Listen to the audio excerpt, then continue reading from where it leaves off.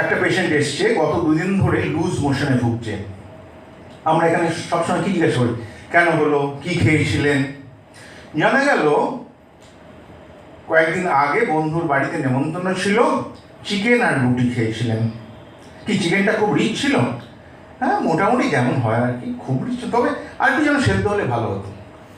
এবার কি করবেন, সবাই প্রথম পালসিলার কথাই ভাববেন, কারণ রিচ তো একটা রিলেটিভ টার্ম, কতটা তেল ঢাললে পরে রিচ হয় সে এক একজনের কাছে এক এক রকম। পালসিলার কিছু হলো না, একটা রাস্তা আটকে গেল। ফ্যাট অ্যাগ্রাভেশনের অন্যান্য ওষুধ ভাবতেও পারে। তাহলে এবার কি ভাববে, যে ভালো খুব রেপার্টারি জানে, জেনারেটিস ফুড অ্যান্ড ড্রিঙ্কস, চিকেন অ্যাগ্রাভেশন, চিকেনটা খেয়েছে। তাহলে চিকেন অ্যাগ্রাভেশনে একটাই মাত্র ওষুধ, ব্রায়োনিয়া। তাহলে যত চিকেন অ্যাগ্রাভেশন সব ব্রায়োনিয়া সেরে যাবে, কিছু হয়নি, দিয়ে দিয়েছে। তাহলে চিন্তা তো আটকে গেল। এইবার একটা যদি তথ্য আপনাকে দিই, দেখুন আপনার মনেই কিন্তু নতুন নতুন চিন্তা খুলবে। র পোলট্রি চিকেনে প্রচুর পরিমাণে স্যালমোনেলা থাকে। পেশেন্ট বলছে আর একটু সেদ্ধ হলে ভালো হতো। তাহলে সব স্যালমোনেলা মরেছে? তাহলে এই স্যালমোনেলার কারণে হচ্ছে না তো? এবার যেই এই চিন্তা ঢুকলো, তাহলে আপনার মনে হয় আচ্ছা ব্যাকটেরিয়া হতে পারে কি, আর্সেনিক হতে পারে না, কার্বোহাইড্রেট তো হতে পারে, পাইরোজেন তো হতে পারে, চিন্তা আসছে কিন্তু। নাহলে প্রথমে খালি পালসিলা ব্রায়োনিয়া। তাহলে এইবার আপনার জ্বর আছে কিনা, পালস কিরকম, আপনার জিভ কিরকম, জল তেষ্টা কেমন, এবার বিভিন্ন রকম আপনার কোশ্চেন চলে আসছে। কিন্তু এতক্ষণ ওই ফ্যাট রিচ ফুড এইটা নিয়ে ছিল। আবার এইরকম কন্ডিশনেই যদি ক্রনিক চলে যায়, ওই রকম একটা চিকেন খাওয়ার পর থেকেই এই ডায়রিয়ার সমস্যা কিছুতেই কমছে না, এখানে কি ভাবা যেতে পারে? এখানে একটা বাউল মেসোৎস ভাবতে পারেন, গার্টনার। কেন? স্যালমোনেলা দু রকম, একটা হচ্ছে টাইফয়েডাল, একটা হচ্ছে নন টাইফয়েডাল। নন টাইফয়েডাল যেটা ফুড পয়জনিং করে, এই নন টাইফয়েডাল সালমোনেলা হলো আমাদের বাউল নোসোটস গার্টনার। তাহলে যখন এই তথ্যটাকে জুড়লেন, তাহলে চিকেন খাওয়ার পর থেকে দিনের পর দিন ক্রনিক ডায়রিয়ার সমস্যায় ভুগে যাচ্ছে, ওয়েট লস করছে, আপনি একবার গার্টনারের কথা ভাববেন না? দেখুন নতুন নতুন চিন্তা। কিন্তু একটা ইন্টারেস্টিং কেসের কথা বলি। মাস 1.5 আগে শান্তিপুর থেকে আমার কাছে একজন ভদ্রলোক আসেন, অদ্ভুত সমস্যা, এবং এই জন্যে কলকাতার যত নার্সিংহোম, যত বড় বড় অ্যালোপ্যাথি ডাক্তার, সবাইকে কাছে ঘোরা হয়ে গেছে, পারেননি। হায়দ্রাবাদে গেছেন এশিয়ান ইনস্টিটিউট অফ গ্যাস্ট্রোএন্টারোলজি, মাথা থেকে পা পর্যন্ত সব পরীক্ষা নিরীক্ষা হয়ে গেছে, কিন্তু কি সমস্যা ডায়াগনোসিস করা যাচ্ছে না এবং সমস্যার সমাধান হচ্ছে না। কিরকম সমস্যা? 2022-এর মে জুন মাস থেকে সমস্যা শুরু হয়েছে। কিরকম বললে, একদিন আমি খাওয়া দাওয়া করে 3টে সাড়ে 3টের সময় আমি মাঠের দিকে যাচ্ছি, একটু বেড়াই। হঠাৎ করে বেরোনোর সময় আমার মাথাটা কিরকম ঝিমঝিম করতে আরম্ভ করলো, শরীরটা খারাপ করতে আরম্ভ করলো। আমি বসে পড়লাম, ভীষণ জল তেষ্টা পাচ্ছে, গলা শুকিয়ে যাচ্ছে, কিন্তু জল খেলেও যেন তৃষ্ণা মিটছে না। তারপরে যে কি হলো আমার ঠিক আর মনে নেই। এবার পাশে যে জন ছিলেন বন্ধু, তিনি বললেন এরপরে কিরকম একটা কনফিউজিং স্টেট। আমরা ভাবছি হসপিটালে নিয়ে যাবো, ওকে জুতো পরতে বলছি, ও জুতো পায়ে পড়বে কোথায়, হাতে পড়ছে, সামনে দরজা খুঁজে পাচ্ছে না, এরকম করে হাত রাখছে, আমাদের কাউকে চিনতে পারছে না।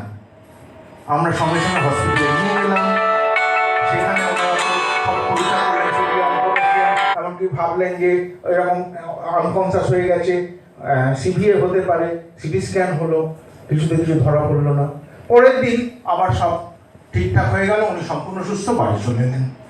এইরকম বেশ কয়েকদিন অন্তর অন্তর এই এক সমস্যা, সবই ওই রকম সময়, এবং মাঝে মাঝেই তাকে হসপিটালে ভর্তি হতে হচ্ছে, এবং বলছে কোমায় চলে গেছে, বাঁচবে না, বাড়ির লোকও খুব ভয় পেয়ে যাচ্ছে। আবার একদিন পরে আবার ঠিক হয়ে যাচ্ছে।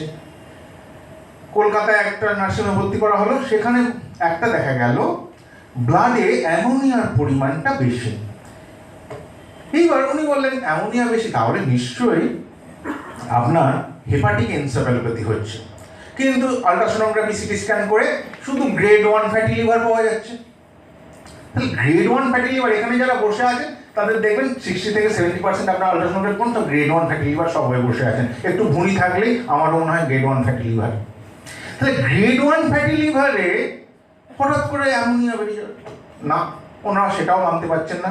সুতরাং ট্রিটমেন্ট কিছু হচ্ছে না।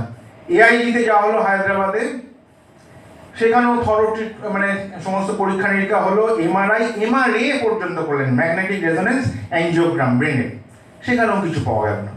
এবার তারা বললেন একটা ক্রিমির ওষুধ দিচ্ছি আর একটা নেক্সিটো অ্যান্টি ডিপ্রেশন, হয়তো ডিপ্রেশন থেকে হচ্ছে। এবার আমি জিজ্ঞেস করেছিলাম, কিন্তু পেশেন্ট কিন্তু হাইপোম্যানিক, ভীষণ এনার্জেটিক, ভীষণ গলার জোর, ভীষণ কথা বলতে ভালোবাসে, হ্যাঁ, যাই হোক ওনারা নেক্সিটো দিলেন, কিন্তু কিছুতেই কমলো না, আবার হতেই থাকলো। এইবার হোমিওপ্যাথি, বেশ কয়েকজন হোমিওপ্যাথির কাছেও গেছে, তারা ওই বিকেল 3:30 4টে ওই সময় বৃদ্ধি, পেট ভার, মাথা ঝিমঝিম করছে, লাইকোপোডিয়াম, কিচ্ছু হলো না। আরেকজনের কাছে গেলেন, তিনি কেলিফস দিয়ে দিলেন, স্ট্রেস থেকে হচ্ছে। আমি কিন্তু জিজ্ঞেস করেছিলাম, আমি দেখেছি এটা, কিন্তু যারা ঘুষ ব্যবহার করেন না ওই স্ট্রেসের কথা শুনলে একটা কেলিফস দিয়ে দেন। আমি কি খুব স্ট্রেসের কথা আছে কিছু, মানে স্ট্রেসের জিজ্ঞেস করেছিলাম কিছু সমস্যা আছে কিনা। তিনি বললেন হ্যাঁ, একটা তো মন খারাপ হয়, একমাত্র মেয়ে, তার বিয়ে হয়ে গেছে, খুব ভালোবাসতাম, মন কেমন করে খুব, এর জন্য এইটা হবে, মন মানছে না। আরেকজনের কাছে হোমিওপ্যাথির কাছে গেছেন, তিনি একটা কম্বিনেশন ওষুধ দিয়েছেন, কিছু হয়নি। এইবার আমার কাছে এসেছেন। এইবার সুপ্রতিম যেমন বললো, আমার প্রথম প্রশ্ন ছিল আপনি কি করেন? জানা গেল তিনি একটি সারের দোকানে কাজ করেন। কি সার বেশি এখানে বিক্রি হয়? Ammonium sulphate. আর কি কি হয়? বেশ কিছু সারের নাম বললেন, ইউরিয়া, তারপরে এনপিকে, 16-16-16, 10-26-26, দেখো প্রত্যেকটাতেই প্রচুর পরিমাণে অ্যামোনিয়া। এইবার বুঝতে পারা গেল যে এখানে এন্ডোজেনাস নয়, এক্সোজেনাস সোর্স থেকে অ্যামোনিয়াটা তার শরীরে ঢুকছে। সাধারণত কি হয়, আমরা যা প্রোটিন খাই, ডাইজেশনের ফলে কোথায় যাবে? অ্যামাইনো অ্যাসিডে পরিণত হবে। অ্যামাইনো অ্যাসিড থেকে কি হবে? অ্যামোনিয়া হবে। অ্যামোনিয়া হাইলি টক্সিক, এর ব্লাড থেকে ব্রেনে চলে যাবে, ব্লাড ব্রেন ব্যারিয়ার একে আটকাতে পারবে না। সেই জন্য নেচার কি করেছে, লিভারকে একটা এক্সট্রা ক্ষমতা দিয়েছে, এই অ্যামোনিয়াকে তুমি ইউরিয়ায় পরিণত করে দাও, অর্নিথিন সাইকেল। এইবার যেটা নর্মালি হচ্ছে সেইটা লিভার করে ফেলছে, কিন্তু এত পরিমাণে বাইরে থেকে অ্যামোনিয়া ঢুকছে, লিভার সেটা করতে পারছে না। অথচ লিভার গ্রেড 1 ফেললে তার সিরোসিসও হয়নি, লিভার ফেলিওর হয়নি। কিন্তু মজার কথা হলো, সারা ভারতের এতগুলো ডাক্তার তাকে এই কথাটা জিজ্ঞাসাই করেনি, আপনার অকুপেশন কি?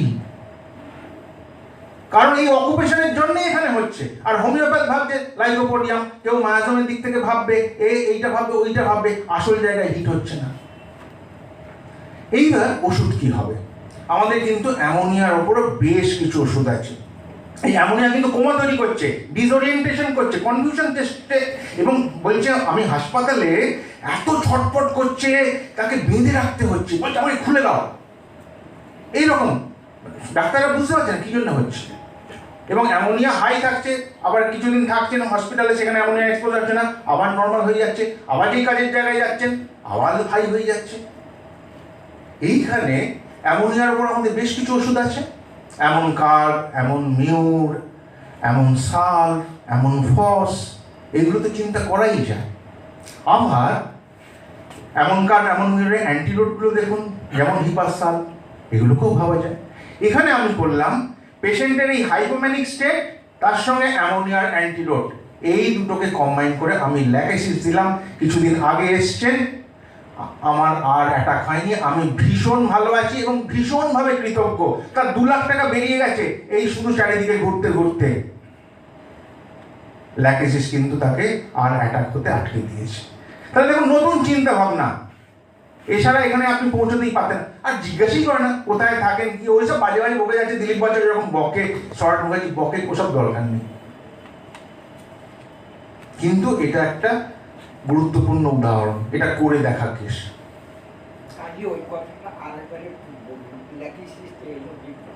বুঝতে পারলাম না আপনি ম্যানিয়া ল্যাকেসিসের কি সিমটমস আপনি ম্যানিক তো এত বক করে এক কথা থেকে এক কথা পাল্টে যায় তাহলে স্টেটটা ম্যানিক এমন কার্বের একটা অ্যান্টিডোট ম্যানিক তাহলে দুটো মেলালাম আমি না হলে তো এমন কার্বের অনেক অ্যান্টিডোট আছে হিপাসালফ আছে কস্টিকাম আছে ক্যাম্পার আছে আর্নিকা আছে কোনটাকে দেবেন তাহলে এইটা হচ্ছে ডিফারেন্স আমি তাহলে হোমিওপ্যাথি ছাড়ছি না তার এই পার্সোনালিটিটা নিলাম আমি হাইপোম্যানিক স্টেটটা নিলাম আমি তার সঙ্গে এইটাকে করলাম এইবার ধরুন এই যে ধরুন ব্যাকটেরিয়াকে আমরা বিভিন্ন জ্বরে ব্যবহার করি ডেঙ্গু হতে পারে ম্যালেরিয়া হতে পারে ইনফ্লুয়েঞ্জা হতে পারে যদি যে কোনো জ্বর তার সঙ্গে আমি যদি আমার রিলেটিভ ব্র্যাডিকার্ডিয়া পাই তাহলেই ব্যাকটেরিয়া দিয়ে দিই আমরা অনেক সময় তার সঙ্গে ফাউল স্মেল জিভটা দেখে নিই কিন্তু ব্যাকটেরিয়াকে আমরা এইভাবে প্রচুর ব্যবহার করি জ্বরের সঙ্গে রিলেটিভ ব্র্যাডিকার্ডিয়া এটাও তো ডাইভার্জেন্ট থিঙ্কিং কোত্থেকে এলো ব্যাপারটা এই প্যাথোলজির সঙ্গে কোরিলেশন টাইফয়েডে কি হয় টাইফয়েডের ফার্স্ট উইকে রিলেটিভ ব্র্যাডিকার্ডিয়া থাকে এবার টাইফয়েডের প্যাথোলজির সঙ্গে ব্যাকটেরিয়ার প্যাথোলজির এত সিমিলারিটি যেটা অন্য কোনো ওষুধের সঙ্গে নেই যেমন যেন স্কারলেট ফিভারের সঙ্গে বেলেডোনার একদম যেন সিমিলারিটি এখানে যেন ডিজিজ প্যাথোলজি এবং ড্রাগ প্যাথোলজি যেন মিলেমিশে একাকার হয়ে গেছে এই অ্যানালজিটাকে ধরে আমি নিজে করে দেখেছি প্রচুর করে দেখেছি হ্যাঁ এখানে অন্য ওষুধও আসতে পারে পাইরোজেন আসতে পারে অন্য ওষুধ কিন্তু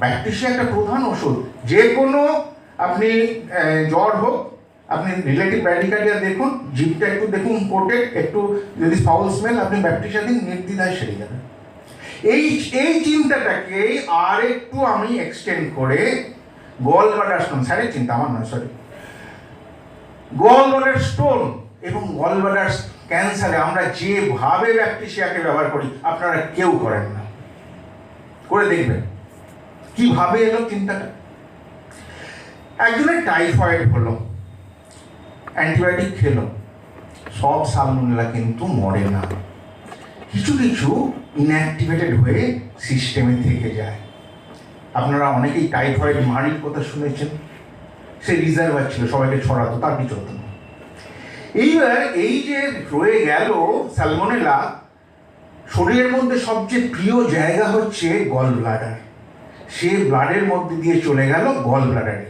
এখানে একটা বায়োফিল্ম তৈরি করে সে মনের সুখে সেখানে থাকতে রইল ওখানে কেউ কিছু তাকে করতে পারবে না এইবার এই সালমোনেলাকে কেন্দ্র করে নিরাশ করে আস্তে আস্তে গল স্টোন তৈরি হয় প্রমাণ বিজ্ঞানীরা করেছেন গল স্টোনকে ভেঙেছেন কেন্দ্রে দেখা গেছে সেন্টারে দেখা গেছে সালমোনেলা তাহলে salmonella is one of the cause of gallstone video ভালো লাগলে লাইক এবং শেয়ার করুন কমেন্ট সেকশনে গিয়ে জানান আপনাদের মতামত আরো ভিডিও পেতে আমাদের চ্যানেল সাবস্ক্রাইব করুন আপডেট পেতে প্রেস করুন বেল আইকন